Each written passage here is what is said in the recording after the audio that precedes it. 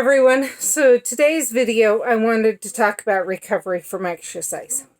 So for many years, when I've exercised, if I exercise at a rate that everyone says you should, get your heart rate up, the works, then I actually end up sore, not just the next day, which is normal, the next day is normal, but then for a few days after that.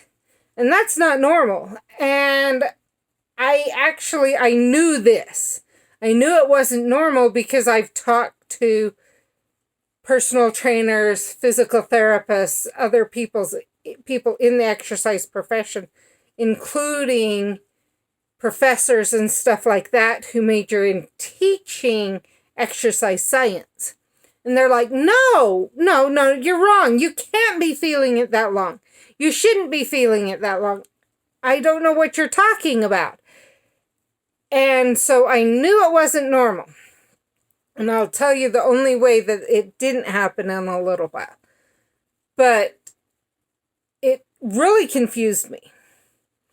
And like I said, I've asked a number of people. I majored in community health, so I actually had access to professors. And they themselves taught regularly that everything was such that you should only be sore for a day after, or you did too much. That's literally what they would teach, but couldn't understand why if I did the amount they said, I'd end up sore. And they would base it on your strength and everything else. Well, when you take into account the Ehlers-Danlos longer healing time for muscles and everything else, you get an idea. And it's only been since I, one, learned I had Ehlers-Danlos syndrome, two, have done a lot, especially these videos, everything else, talking about exercise, physical therapy, everything else, talked with my physical therapist about what the best way for people with Ehlers-Danlos to develop muscle is, everything else. I realized that what it is that the muscle breakdown that usually causes the pain has happened, but rather than healing as quick as it does for most people, we have that longer healing time, so it takes more days. And so so it goes back to you don't do one exercise, take a day off, do an exercise, take a day off, do an exercise. And that day in between is your healing day for those muscles. That doesn't work. If you do that, you're actually going to keep breaking them down. The only way I could find to get rid of the pain was to do the very same exercise day after day after day after day after day after day for weeks. Well, that would allow that healing to happen. I don't know why it would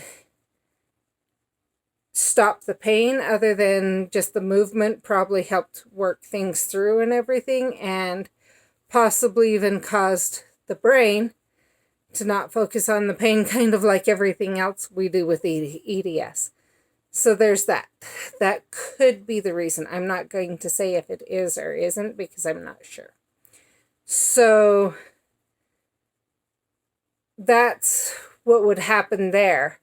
And so when you push yourself as much as they say, you can see how that would break down your muscles since they don't heal in time.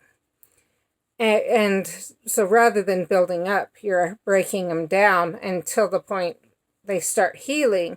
And I think this is part of it. Then, so you keep breaking it down more. But when you're not doing extra, it finally hits a point where it may start building back up if you haven't broken them down too far. If you've broken them down too far, I'll go into another video on what happens if you've broken them down too far or if you push yourself too hard.